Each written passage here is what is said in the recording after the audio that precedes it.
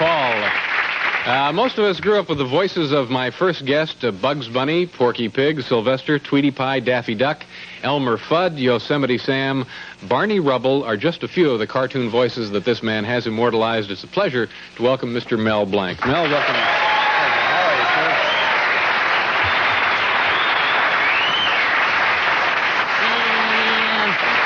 sir? What's up, David? That's a great sweater you have there. Oh, thank you very much. I like it, too. Yeah. Now, that's not your actual voice, is it? No, I have a very deep voice. Do you remember the first voice that you did? Yes, I do. I remember the first voice I did. Now, that's your real voice right there. This is my real voice, yeah. The first voice I ever did was this. That was, I don't remember it, but that was the first voice. So aside from the list of folks, list of characters that we mentioned in the introduction, what others have you been responsible for? Well, there's Yosemite Sam. That's a real raucous cowboy. And, of course, there's Pepe Le Pew. He's the little French skunk. He kills the pussycat. And Foghorn, pay attention, David, that Foghorn Leghorn. That big rooster, he talks like that, you know. You looking for chicken? Do you see that little house over there that says D-O-G? That spells chicken. Go get 'em, boy. Now, we have some, I guess, some clips here of some of your work. You know, it's going to be... this is kind of a montage. Yeah, a montage. Oh, yeah, there's a few of the characters that are in the picture. Okay, all right, we'll take a look at that. Okay. And is there anything you need to explain to us before we look at it?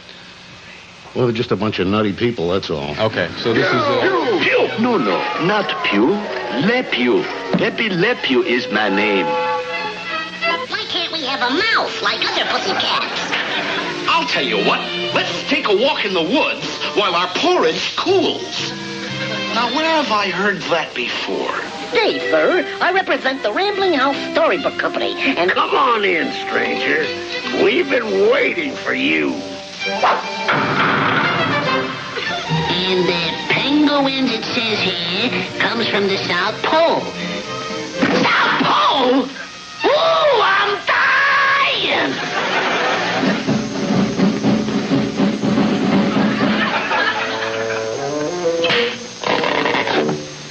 You're despicable.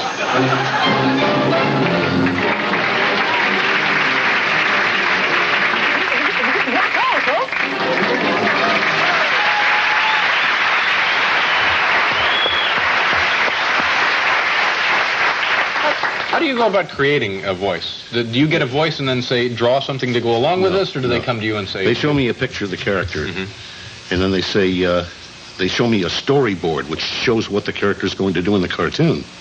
From this, I have to create the voice. Like Bugs, they said, was a tough little stinker. So I thought, which is the toughest voice in this country, either Brooklyn or the Bronx? So you put the two of them together. That's how I got the voice for Bugs, Doc.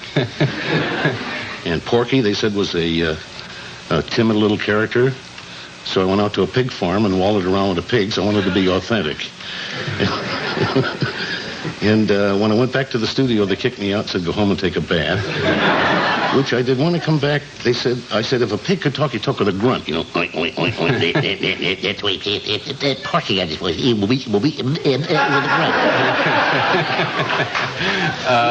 grunt. Now, you've done 5,000 voices?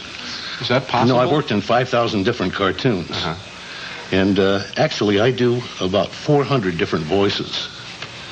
And in each dialect, you can do many different voices. Yeah, do you have any that, there must be some that are similar in the 400 that you've done? No. They're not similar. I mean, you can recognize each one differently. Like in one picture I show in my college speeches, there's all Italian. Like Columbus discovers America along with Bugs Bunny. And the Columbus, he talks it down here, you see. He talks in Italian, a dialect like it is. And the Bugs, he talks that the world is she's around, I think. And various, you can do different voices and different dialects. Yeah.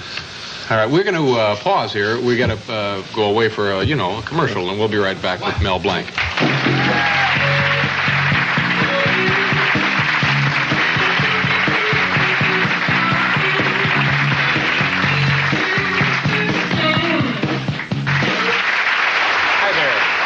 Blanc is here now. Hunter Thompson will be with us later in the half hour. Marjorie Gross is also here tonight. How long does it take to make a cartoon? Well, to make a 6.5-minute cartoon in full animation took 125 people 9 months to make one single fully animated cartoon. And even then, it cost around $50,000. And today, it would cost around $500,000. But Warner Brothers still do only full animation. Now, but full animation compared to what? Well, compared to limited animation. Now, the films you see today, the cartoons, are limited animation. They draw maybe 1 in 10 frames, where Warner's draws every single frame. And it's much cheaper drawing just 1 frame and having the mouth move a little bit in the background on a turntable that you see over and over again. And also for television using cartoons, they need them a lot more quickly than they could be produced in full animation, I'm guessing. And full animation actually is what makes every motion believable. Yeah. And every synchronized lip movement equal. And incidentally, they do the voice first, and the cartoon after the voice is done. They draw to the voice. Most people don't know that. Yeah. What happens if you get a cold and you have to go to work? Does that goof things up? I was going to say I kill myself. No, I usually can talk over a cold, but I try to keep away from it as much as I can. Yeah. How did you tell me about your relationship with Jack Benny? How did that begin? Well, Jack finally found that I was the one doing the crazy voices in the cartoons, and he called me in and asked me to do Carmichael, a bear that was eating the gas man down and is guarding his vault. And I said, yes. He said, what would he sound like? I said, maybe like this. I said, good, you're on next week. For 6 months, that's all I did was a growl of a bear. Finally, I said to him, Mr. Benny, I can also talk. Well, Jack fell down. I told him that. He said, I'll have the writers write something in for you. Yeah, and so they did. Yeah, you did. You were on the show a lot and did many other noises and sounds and voices. That's right. He had a parrot there that couldn't talk. And he asked me if I'd talk like a parrot. I said, and then he had a train caller at the depot would say, train leaving on track 5 for Anaheim, Azusa, and Coop. Come on, go. Well, one time, they were supposed to be the sound of his Maxwell. He had a 1926 Maxwell. And the phonograph record that sound effects men used had the motor sound on it, and they'd hold their finger on it to make it go slow and stop. Well, when it came to that cue, I saw that they had forgot to put the electric plug into the socket. And I jumped up to the microphone, and I made like a 1926 Maxwell.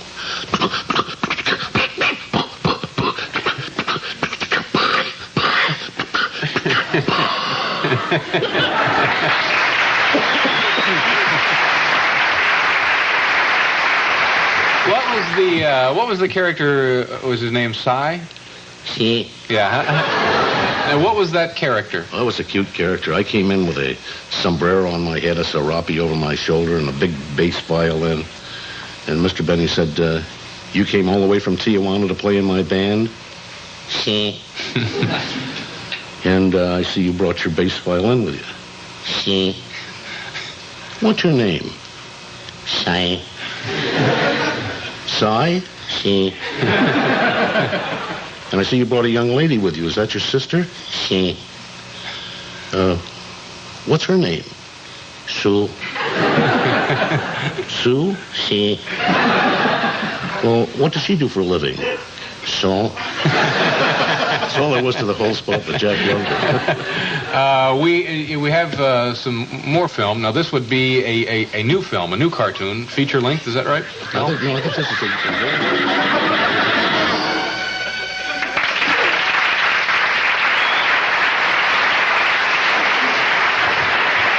It's 1001 Rabbit Tales. Rabbit Tales. It's Bugs Bunny's third movie, 1001 Rabbit Tales. Yeah. All right. And that will be out shortly, huh? Yes, very soon. All right. It was a pleasure meeting you.